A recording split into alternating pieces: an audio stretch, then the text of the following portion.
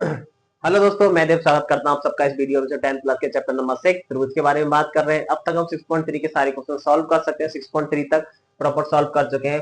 अब हमारे 6.3 के एग्जांपल्स बचे हैं, उनको समाप्त कर लेते हैं आज। इस तरीके से हमारा चैप्टर नंबर 6 फिनिश हो जाएगा। आई होप आप लोगों को यहाँ तक सबको समझ में आया होगा। इसके बाद में एग्जाम्पल नंबर 4 है, उस पर वर्क करते हैं। आइए देखते हैं एग्जाम्पल नंबर 4 आपको क्या दे रखा है। आकृति में पी क्यू समांतर आ रहा है। ये आपको आकृति दे रखी है पी क्यू, यानी ये वाली रेखा पी क्यू जो है आर एस के क्या है, समांतर है। सिद्ध करना है कि त्रिभुज पी ओ क्यू समरूप है एस ओ आर के। तो हम आसानी से सिद्ध कर सकते हैं। देखो, जब दो समांतर रेखाओं को कोई तिर्यक रेखा काटती है तो बनने वाले एकांतर कोण आपस में क्या होते हैं, बराबर होते हैं। बराबर होते हैं जब ये रेखा इस रेखा के समांतर है तो ये वाला एंगल इस वाले एंगल के बराबर होगा। क्यों? एकांतर कोण है। और ये वाला जो एंगल है वो इस वाले एंगल के बराबर हो जाएगा। और ये दोनों आपस में जहां दो रेखाएं एक दूसरे को काटती हैं, बनने वाले शीर्ष बिंदु कोण आपस में क्या होते हैं, बराबर होते हैं। ये वाला एंगल इस वाले एंगल के बराबर हो जाएगा। तो किससे? एंगल एंगल एंगल नियम से क्या कह सकते हैं कि त्रिभुज पी ओ क्यू समरूप होगा त्रिभुज एस ओ आर के। आइए प्रूफ करते हैं इसको।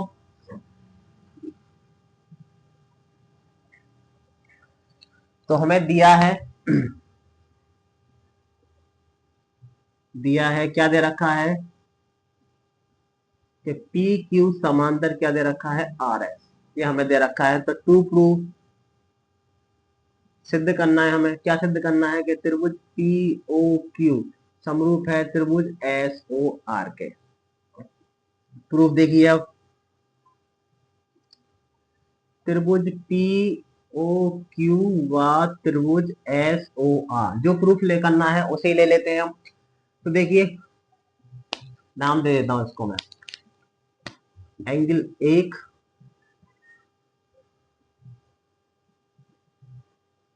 2, 3, 4।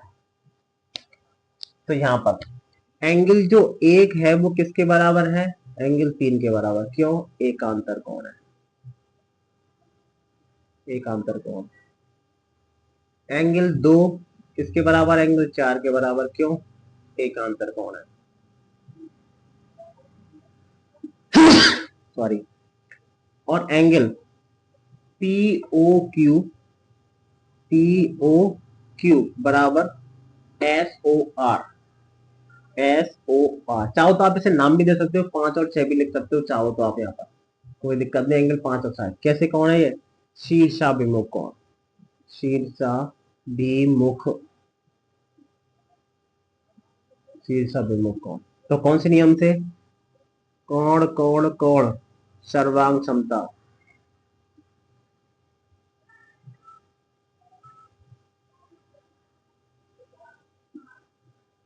समरूपता से,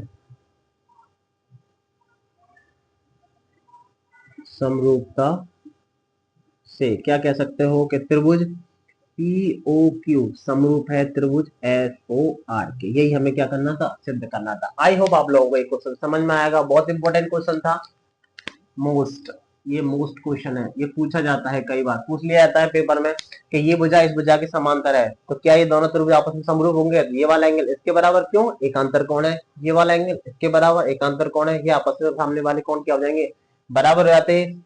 इस तरीके से एंगल एंगल समरूपता से हम कह सकते हैं कि एंगल पी ओ क्यू बराबर समरूप है एस ओ आर के। आई होप आप लोगों को समझ में आया होगा। इसके बाद में एग्जाम्पल नंबर इसका 5 और सर वर्क करते हैं।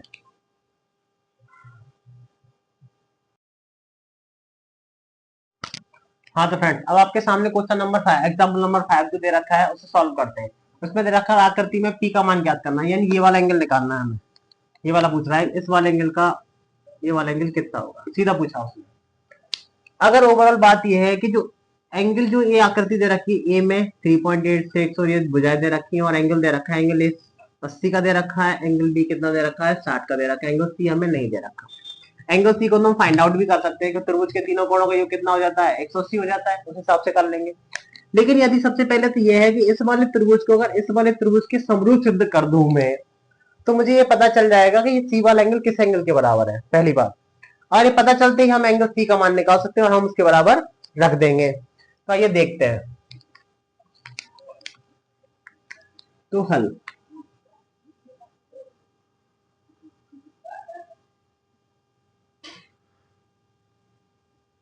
त्रिभुज ए बी सी व त्रिभुज पी क्यू आर से। लेकिन हमें सिद्ध कैसे करेंगे? सबसे बड़ी बात है इनकी भुजाओं का अनुपात देख लेते हैं। तीन भुजाओं का अनुपात, इस वाले त्रिभुज की भुजाओं का अनुपात, इस वाले त्रिभुज की भुजाओं का अनुपात आपस में रखने पर अब बराबर आता है, तो हम कह सकते हैं ये त्रिभुज के क्या है, समरूप है। तो देखिए, तो कैसे लिखेंगे कि ए बी बट्टे में क्यू आर। ए बी का मान कितना है हमारे पास में 3.8 और क्यू आर का मान कितना है 7.6।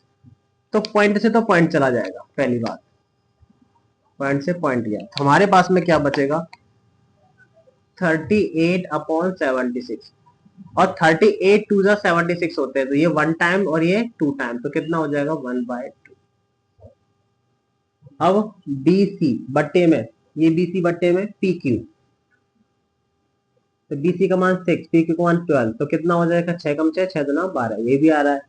और AC बट्टे में PR, AC का मान कितना है 3√3 और PR का मान कितना है 6√3।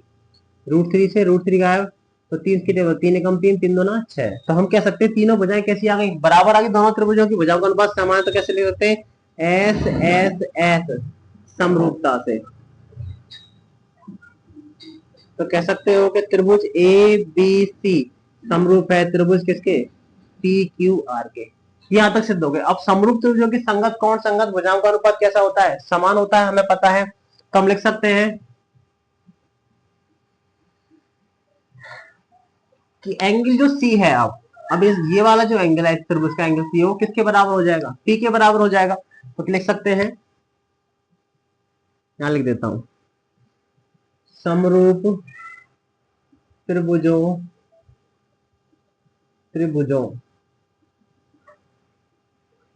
के संगत कोण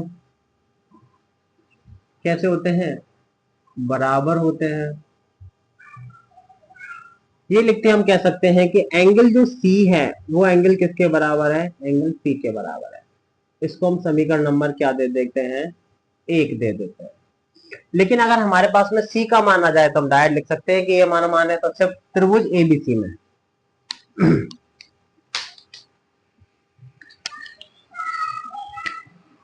त्रिभुज ABC में त्रिभुज के तीनों कोणों का योग कितना हो जाता है, का योग कितना हो जाता है 180 होता है। तो इसका मतलब ये कह सकते हैं कि angle A plus angle B plus angle C बराबर कितना हो जाएगा 180। एंगल A का मान कितना है 80 डिग्री, B का मान कितना है 60 और एंगल C का मान हमें पता नहीं, 60 नहीं, हाँ सही है 60, बराबर कितना हो जाएगा 180। दोनों को ऐड करेंगे कितना हो जाएगा 140 प्लस एंगल C बराबर कितना हो जाएगा 180। यहाँ से एंगल C की वैल्यू निकालते हैं तो 180 माइनस कितना हो जाएगा 140। एंगल C बराबर कितना हो जाएगा 40 डिग्री। एंगल C का मान हमारा कितना आ चुका है 40 डिग्री। जब एंगल C का मान 40 आ गया है तो एंगल P का मान क्या होगा। अब समीकरण 1 से, समीकरण 1 क्या कहता है कि एंगल C बराबर क्या है, एंगल P है, तो C का मान तो हमारे पास में कितना है 40, बराबर क्या होगा एंगल P, एंगल P बराबर कितना हो जाएगा 40। आई होप आप लोगों को ये एग्जाम्पल समझ में आया होगा। इसके बाद में इसका एग्जाम्पल नंबर 6 है, उस पर वर्क करते हैं। हाँ तो फ्रेंड्स, अब आपके सामने 6.3 का एग्जाम्पल नंबर 6 जो दे रखा है उसे सॉल्व करते हैं। क्या दे रखा है, आकृति में दे रखा है कि OA इंटू OB और OC इंटू OD है। दर्शाए कि एंगल A बराबर एंगल C है और एंगल B बराबर एंगल D है। ये सिद्ध करना है। जो दे रखा है पहले तो वो लिख लेते हैं, दिया है, हमें जो दे रखा है वो देखते हैं।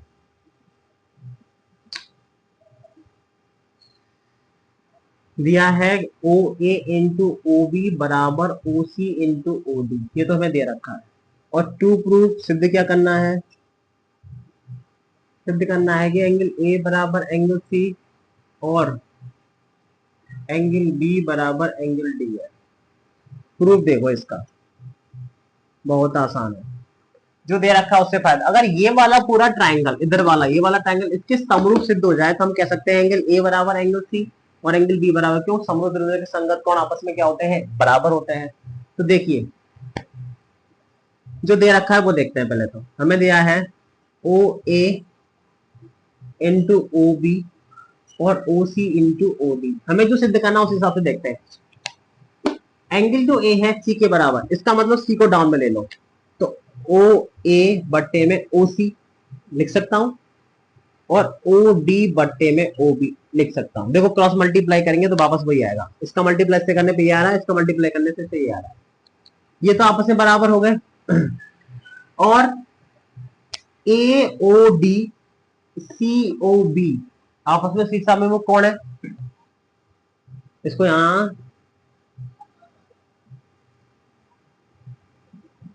एंगल ए ओ डी बराबर है एंगल सी ओ बी के। कैसे कौन है ये, शीर्षा भिमुख, शीर्षा विमुख कौन। तो इसका मतलब ये हुआ कि ओ ए और ओ सी और ओ डी और ओ बी और ए ओ डी और सी ओ बी, इसका मतलब ये हुआ कि भुजा कौन भुजा, तो किस नियम से, एस ए एस समरूपता से कह सकते हैं कि त्रिभुज कौन सा, ए ओ डी समरूप है त्रिभुज किसके, बी ओ सी के। दोनों त्रिभुज हमने कैसे समरूप कर दिए, समरूप सिद्ध कर दिए।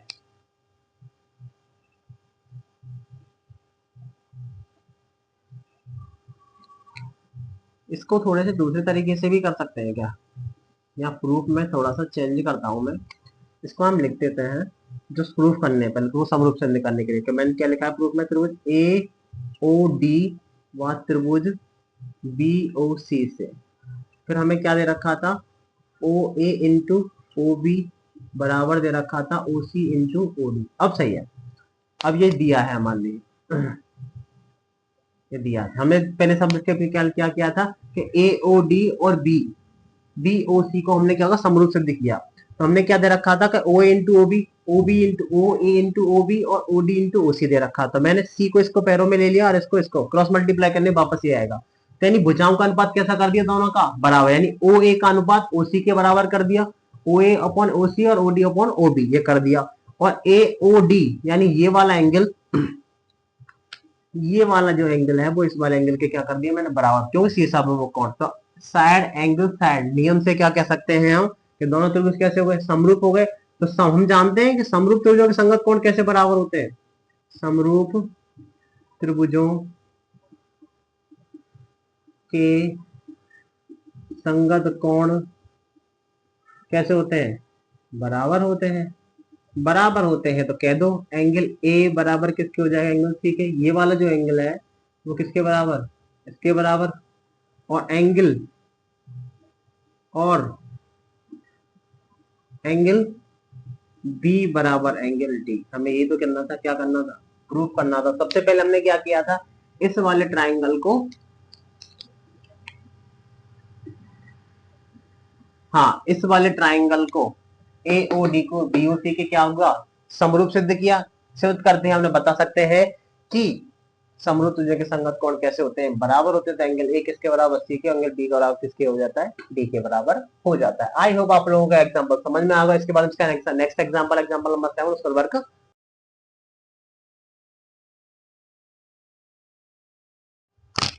हाँ तो फ्रेंड अब आपके सामने एग्जांपल नंबर 7 जो दे रखा है उसे सॉल्व करते हैं। 90 सेंटीमीटर लंबी एक लड़की एक बल्ब के लगे एक खंबे के आधार के परे 1 पॉइंट पर मीटर की चाल से चल रही है, पर मीटर सेकंड स्क्वायर चाल से चल रही है। यदि बल्ब भूमि से 3.6 मीटर की ऊंचाई है, देखो बहुत ध्यान सुनना मेरी बात को, ड्राइंग समझ में आनी चाहिए, बस क्वेश्चन हो जाएगा आसानी से। एक बल्ब है जो कि जमीन से 3.6 मीटर की ऊंचाई पर है, यहाँ बल्ब लगा हुआ है। अब बल्ब की रोशनी 90 सेंटीमीटर लंबी लड़की है, तो 90 सेंटीमीटर मान लो, इतना मान लेता हूँ, एक रफ चित्र बनाना है 90 सेंटीमीटर। लंबी लड़की पर पड़ेगी तो उसकी छाया इस तरीके से जाएगी आगे की तरफ, डेफिनेटली आएगी। लेकिन उसने क्या कहना, क्या 90 सेंटीमीटर वाली एक लड़की बल्ब लगे एक खंबे के आधार से परे, यानी इससे परे 1 पॉइंट पर मीटर की चाल से चल रही है, धीरे धीरे धीरे धीरे वो आगे की तरफ बढ़ रही है, ठीक है। यदि बल्ब भूमि से मीटर की चाल से चल रही है, यदि बल्ब भूमि से 3.6 मीटर की ऊंचाई पर है तो 4 सेकंड बाद, यानी पहले लड़की यहाँ होगी, फिर धीरे धीरे धीरे धीरे आगे बढ़ी होगी, यहां से यहां तक पहुंचने में उसे कितना टाइम लगा, 4 सेकंड लगे। तो 4 सेकंड लगने वो यहाँ पहुंची, तो 4 सेकंड बाद उस लड़की की छाया, तो इसका मतलब जब ये इस तरीके से इस पर रोशनी पड़ेगी तो उसकी छाया कहां बनेगी, तो इसका मतलब इसकी ये छाया ये रही, ऐसी तो बनेगी इसकी छाया। तो ये ड्राइंग जो बनेगी वो इस तरीके से बनेगी।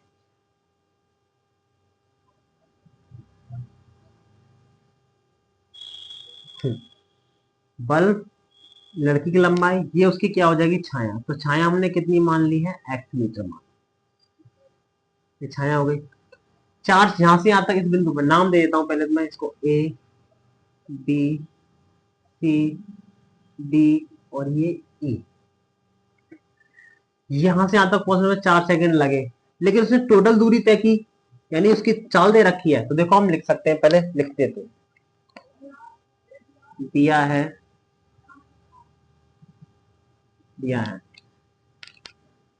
बल्ब की ऊंचाई, धरती पर खड़े हैं, धरती से ऊंचाई है तो कितनी हो जाएगी, ए बी बराबर कितना दे रखा है, 3.6 मीटर। लड़की की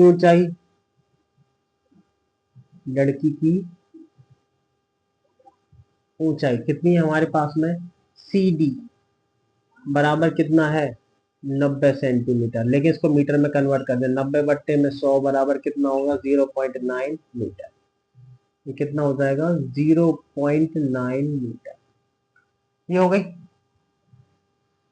लड़की की छाया, माना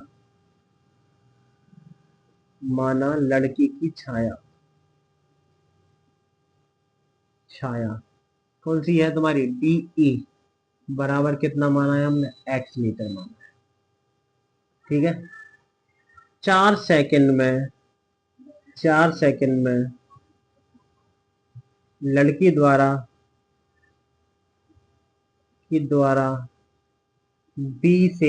बिंदु बी से डी तक तय दूरी, इसका मतलब दूरी बराबर क्या होता है, चाल इंटू में क्या होता है, समय होता है। दूरी बराबर क्या होता है, चाल इंटू में, चाल कितनी है लड़की की, 1.2 मीटर पर सेकंड, इंटू सेकंड कितना है 4, तो 4.8 मीटर, दोनों का मल्टीप्लाई, तो इसका मतलब यहां से यहां तक की जो डिस्टेंस है इसकी कितनी, 4.8 मीटर, 4.8 मीटर दूरी तय की। जब ये पूरी 4.8 है तो ये पूरी वाली कितनी हो जाएगी, बी से लेके ई तक, तो 4.8 प्लस का x, और ये यहां से यहां, ये पूरी डिस्टेंस हमारे पास में कितना है, 4.8 प्लस x, तो हम लिख सकते हैं, और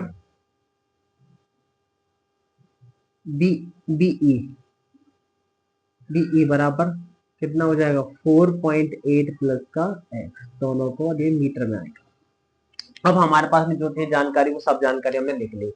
अगर ये वाला त्रिभुज, ये पूरा बड़ा वाला त्रिभुज छोटे वाले त्रिभुज के समरूप सिद्ध हो जाए तो हम कह सकते हैं, समरूप हो जाएगा तो भुजाओं का अनुपात बराबर कर देंगे, यानी ए बी बट्टे में सी डी हो जाएगा, और बीई बट्टे में क्या हो जाएगा, डीई, और हमारा एक्स का मान आ जाएगा। तो कैसे लिखेंगे, त्रिभुज ए बी ई व त्रिभुज सी डी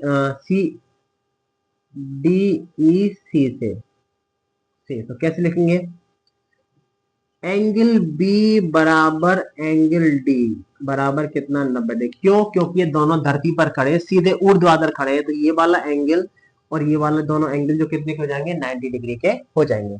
दोनों में कॉमन एंगल दिख रहा है कुछ, ए बी ई और सी डी ई, तो ये वाला जो दोनों में कॉमन एंगल हो जाएगा, तो कैसे लिखोगे, एंगल ई बराबर एंगल ए, कैसा कोण है, उभयनिष्ठ कोण, तो एंगल एंगल नियम से, समरूपता से, तो कैसे कह सकते हो, त्रिभुज ए बी ई समरूप है त्रिभुज डी ई सी के। यहां तक जब ये पूरा बड़ा वाला ट्रायंगल इस छोटे वाले ट्रायंगल के समरूप सिद्ध हो सकता है तो हम कह सकते हैं समरूप त्रिभुजों के संगत भुजाओं का अनुपात, भुजाओं का अनुपात कैसा होता है, अनुपात समान होता है, समान होता है, ये हमने लिख लिया। अब जब समान होता है, ये बोल चुके हैं, तो हम लिख सकते हैं, कैसे लिख सकते हैं कि ए बी बट्टे सी डी बराबर बी ई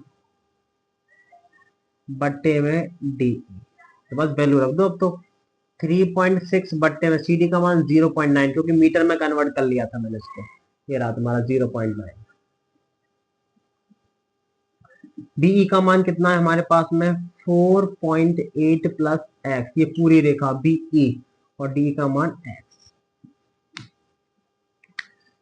इससे ये गया तो हमारे पास में कितना आया, ऊपर बचेगा 36, नीचे बचेगा 9, और इधर कितना बचेगा 4.8 प्लस का एक्स बट्टे में एक्स। आगे देखो ये कितनी बार चला जाएगा, इससे 4 बार, तो कितना बचेगा 4 इज इक्वल टू 4.8 प्लस का एक्स बट्टे में एक्स।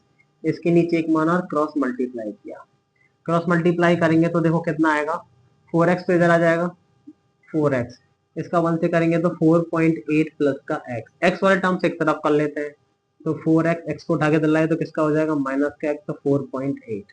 आगे देखो 4x में से x गया तो कितना बचेगा 3x बराबर कितना हो जाएगा 4.8, x के यहाँ से मान निकालेंगे तो 4.8 बट्टे में कितना हो जाएगा 3, भाग देने पाएगा 1.6, तो x का जो मान आएगा 1.6 मीटर आ जाएगा। अर्थात लड़की की जो छाया है वो कितनी है, 4 सेकंड बाद जो लड़की की छाया, बल्ब पड़ने पे जो लड़की की छाया आ रही है वो कितनी आ रही है 1.6 मीटर आ रही है। तो आप लिख सकते हो लड़की की छाया, लड़की की छाया की लंबाई क्या है, ये डीई बराबर एक्स बराबर 1.6 मीटर। मोस्ट इंपोर्टेंट क्वेश्चन है, इस तरह के क्वेश्चन पेपर में पूछ लिए जाते हैं। आई होप आप लोगों को ये क्वेश्चन समझ में आया होगा, समझ में आया तो वीडियो को लाइक करें। इसके बाद जो नेक्स्ट एग्जांपल है उस पर वर्क करते हैं। हाँ तो फ्रेंड्स अब आपके सामने एग्जांपल नंबर 8, उसको सॉल्व करते हैं। क्या दे रखा है, आकृति में सी एन और आर एन क्रम से ABC, C N C M और आर एन क्रम से एबीसी और पी क्यू आर की माध्यिकाएं। तो दे रखा है वो लिख लेते हैं। दिया है सी एम त्रिभुज ए बी सी की माध्यिका है, माध्यिका है तो इसको दो समान भागों में डिवाइड करेंगे, इसका मतलब ए एम बराबर एम बी, तो ए एम बराबर क्या हो जाएगा एम बी होगा, और Q N sorry R N त्रिभुज पी क्यू आर, ये पी पॉइंट है, आर एन है ना, पी, ये पी पॉइंट, त्रिभुज त्रिभुज पी क्यू आर की क्या है माध्यिका है, माध्यिका है तो क्या करेगी ये, तो भागों, तो क्यू एन बराबर हम लिख सकते हैं एन पी, इसको समीकरण नंबर 1, उसको समीकरण नंबर क्या दे देते हैं 2 दे देते हैं। ठीक है, हाँ टू प्रूव, और ये भी यदि, और ये भी दे रखा है, और त्रिभुज ए बी यानी ए बी सी समरूप है त्रिभुज किसके पी क्यू आर के, यानी ये ए बी सी जो त्रिभुज है किसके समरूप है पी क्यू आर के समरूप दे रखा है। जो समरूप त्रिभुज है तो संगत कोण संगत भुजाओं का अनुपात कैसा होगा, समान होता है, तो वो आगे देख लेंगे। तो टू प्रूफ हमें सिद्ध क्या करना है वो लिख लेते हैं। सिद्ध करना है पहला पॉइंट कि त्रिभुज ए एम सी समरूप है त्रिभुज पी एन आर के, ये प्रूफ करना है। और सेकंड वाला सिद्ध करना है कि सी एम बट्टे में आर एन बराबर है ए बी बट्टे में पी क्यू। थर्ड वाला सिद्ध करना है हमको, क्या सिद्ध करना है कि त्रिभुज सी एम बी समरूप है त्रिभुज आर एन क्यू के, ये सिद्ध करना है। अब ये सिद्ध करना है, सबसे पहले तो ये लिख लेते हैं जो दे रखा है उससे फायदा उठा दे, कुछ चीजें निकालते हैं। सबसे पहले तो देखो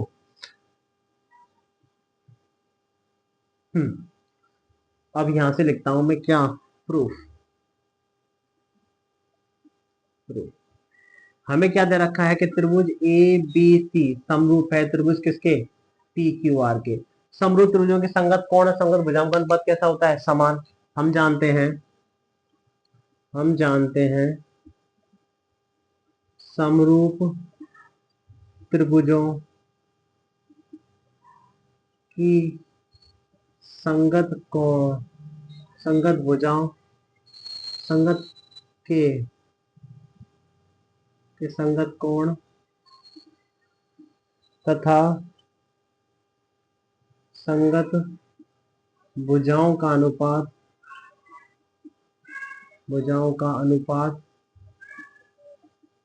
अनुपात समान होता है, समान होता है। समान होता है तो फिर हम तो ये भी लिख सकते हैं कि ए बी बट्टे पी क्यू,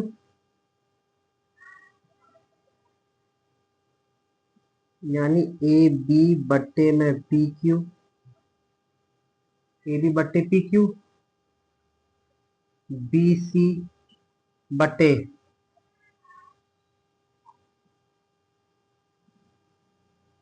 बीसी बट्टे में क्यू आर, और एसी बट्टे में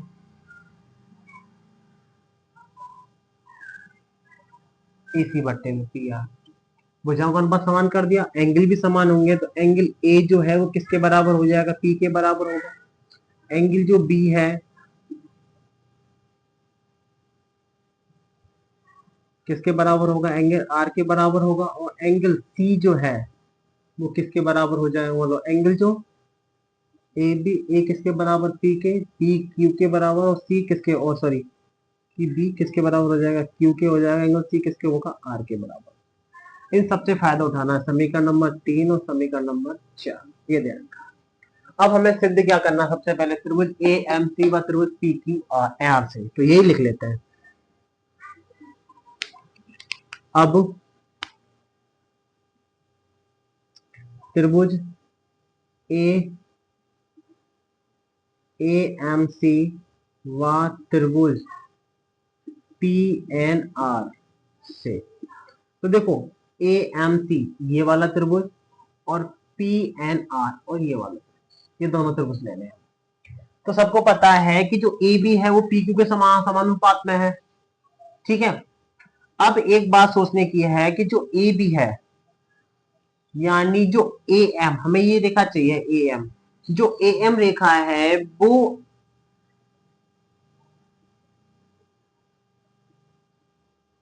जो ए एम है वो बी एम की दुगनी है या नहीं है, है ना दुगनी। तो देखो यानी ए बी बट्टे पी क्यू बराबर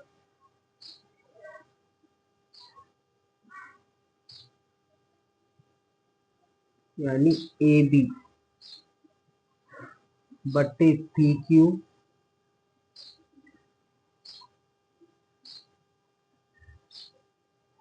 और ए सी बट्टे पी आर, यानी ए सी बट्टे पी आर।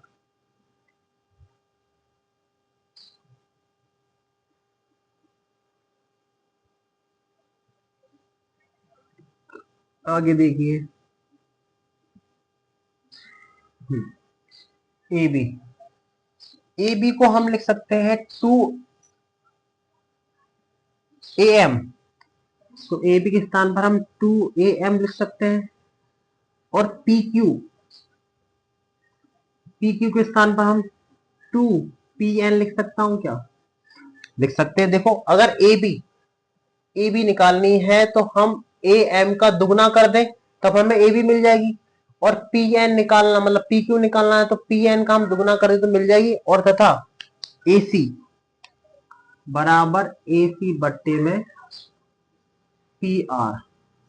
टू से टू कैंसिल हो गया, और ए एम बट्टे में पी एन बराबर ए सी बट्टे में पी आर, यानी ए एम बट्टे में पी एन और ए सी बट्टे में पी आर, ये बराबर सिद्ध हो गए। और हमें पता है कि ये वाला एंगल किसके एंगल के बराबर है?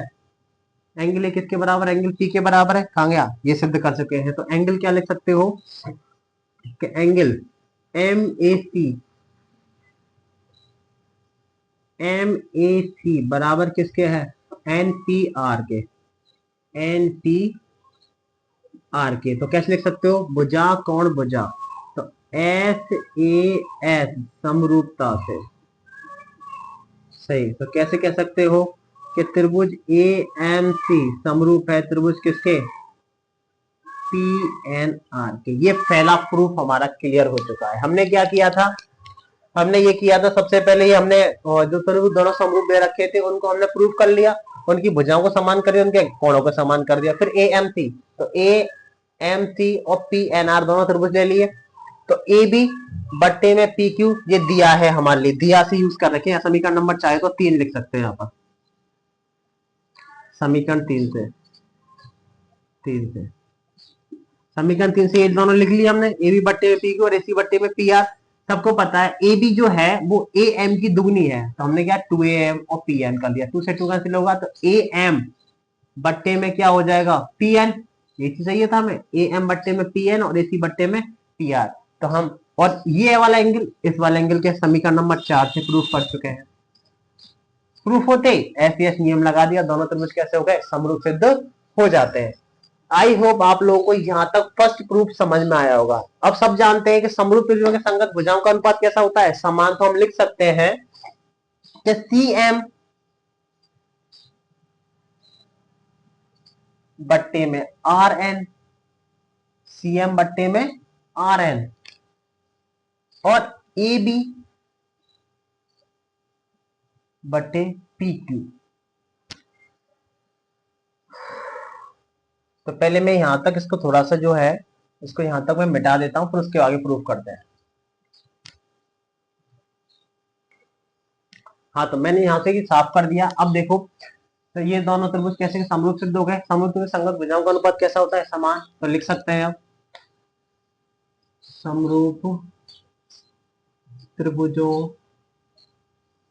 की संगत भुजाओं का अनुपात कैसा होता है? समान होता है। जब समान होता है तो लिखेंगे कि सी एम बट्टे में आर एन बराबर ए सी बट्टे में क्या? P R. ये हमने अनुपात कैसे कर दिया? समान कर दिया। लेकिन अगर एक बात सोची जाए, जो ए सी बट्टे पी आर है वो समीकरण नंबर 3 से ए बी बट्टे पी क्यू के बराबर है। मैं चेंज कर सकता हूं, तो कैसे लिख सकता हूं इसको कि सी एम बट्टे में आर एन बराबर इसके स्थान पर समीकरण नंबर 3 से देखो ये रहा, ए सी बट्टे में पी आर किसके बराबर है? ए बी बट्टे, और ये हमें प्रूफ करना था। तो ये जब ये इसके बराबर है, ये इसके बराबर, ये इसके बराबर भी तो होगा समीकरण नंबर 3 से। तो कैसे लिख सकते हैं? ए बी बट्टे में कितना हो जाएगा? पी क्यू, समीकरण 3 से। और ये हमें सेकंड पार्ट क्या हो जाता है? प्रूफ हो जाता है। तो हमें दो पार्ट प्रूफ हो चुके हैं, पहला हो गया, और ये दूसरा वाला पार्ट क्या हो जाता है? यहाँ पर प्रूफ हो जाता है। तो समीकरण नंबर 3 से मैंने ए सी बट्टे पी आर दे रखा था, ए सी बट्टे पी आर के स्थान पर ए बी बट्टे में क्या रख दिया मैंने? पी क्यू रख दिया। क्यों? क्योंकि ये आपस में बराबर, ये इसके बराबर है, ये इसके बराबर, ये इसके बराबर होगी। हो गया यहाँ तक। अब इसके बाद में हमें क्या सिद्ध करना है? तीसरा पॉइंट ये सिद्ध करना था कि त्रिभुज सी एम बी समरूप है आर एन क्यू के। आर एन क्यू के ये वाला सिद्ध करते हैं। तो देखिए, त्रिभुज सी एम बी व त्रिभुज आर एन क्यू में आर एन क्यू। अब सिद्ध करने के लिए सबको पता है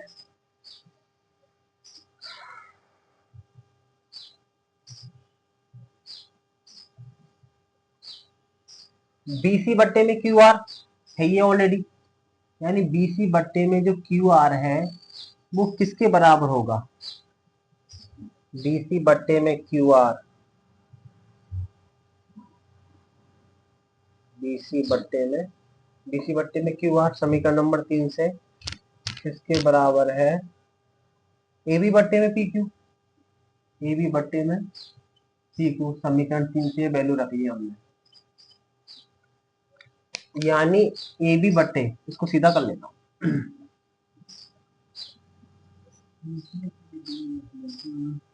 समीकरण 3 से हम जानते हैं, क्या जानते हैं कि ए बी बट्टे में पी क्यू बराबर कितना है, बीसी बट्टे में क्यू आर। ये क्यों लिया, क्योंकि इसमें बीसी आ रही है और इसमें क्या आ रहा है, क्यू आर आ रहा है।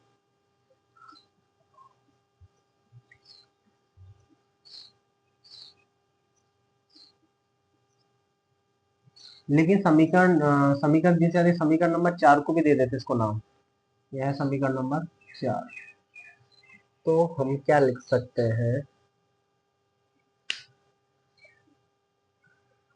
इसको दो समीकरण नंबर, यहाँ लिख देता हूँ, इसको समीकरण नंबर 4 और इसको समीकरण नंबर 5, समीकरण 3 से मान रखा था यहाँ पर।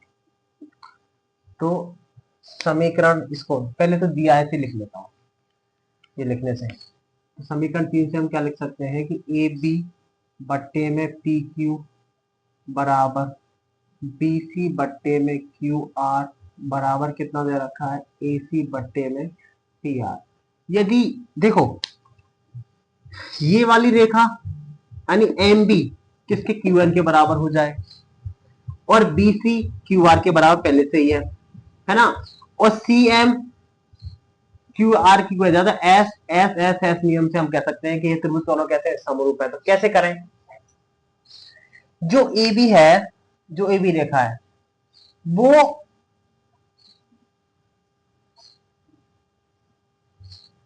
जो ए बी रेखा है वो 2am थी, तो यहाँ 2bm भी तो लिख सकते हैं, यानी अगर ए बी जो है 2pm कर दूं मैं, तो ए बी मिल जाएगी हमें, तो लिख सकता हूं यहाँ पर ए बी के स्थान पर तो 2bm लिख सकता हूं।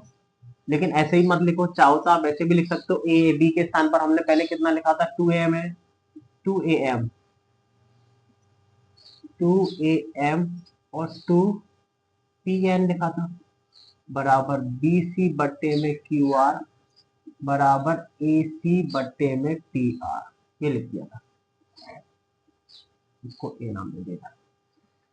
2 से 2 कैंसिल आउट हो गया था, 2 से 2 कैंसिल हो गया था, तो ए एम बराबर तो एम बी है, ये समीकरण नंबर 1 से ये रहा। देखो तो यहाँ लिख सकते हैं हम, मैं लिख सकता हूँ इस ट्राइंगल को थोड़ा सा फ्री कर देता हूँ, तो छोटा कर देता हूँ, मैंने क्या था, ये था सी एन ए सी। तो देखो ध्यान देखना ध्यान से, तो ए एम बट्टे में कितना बचा, पी एन, बी सी बट्टे में क्यू आर हम जानते हैं, लेकिन ए सी बट्टे में पी आर, ए सी बट्टे पी आर तो सी एम अपन आर एन के बराबर है, तो यहाँ समीकरण नंबर 4 से सी एन बट्टे में कितना कर दिया, आर एन, किससे, समीकरण 4 से, ये वाला वन समीकरण 4 से रखा था। ए एम के स्थान पे तो हम समीकरण नंबर 1 से क्या लिख सकते हैं, एम बी रख सकते हैं, तो एम बी बट्टे में क्यू एन के स्थान पर क्या रख सकता हूँ, क्यू एन के स्थान पर या एनपी के स्थान पर, यहाँ पे कितना दे रखा है, पी एन, तो पी एन एनपी के स्थान पर कितना रख सकता हूँ मैं, क्यू एन, तो ये क्यू एन हो गया समीकरण नंबर 1 से, तो बराबर बी सी बट्टे में क्यू आर बराबर सी एन बट्टे में आर एन। तो गौर से देखना आप, देखो एम बी कहाँ गया, एम बी ये एम है, C N sorry, M B बट्टे में क्यू एन हो गया, बी सी बट्टे में क्यू आर ये हो गया, और सी एन सी एन कहाँ है,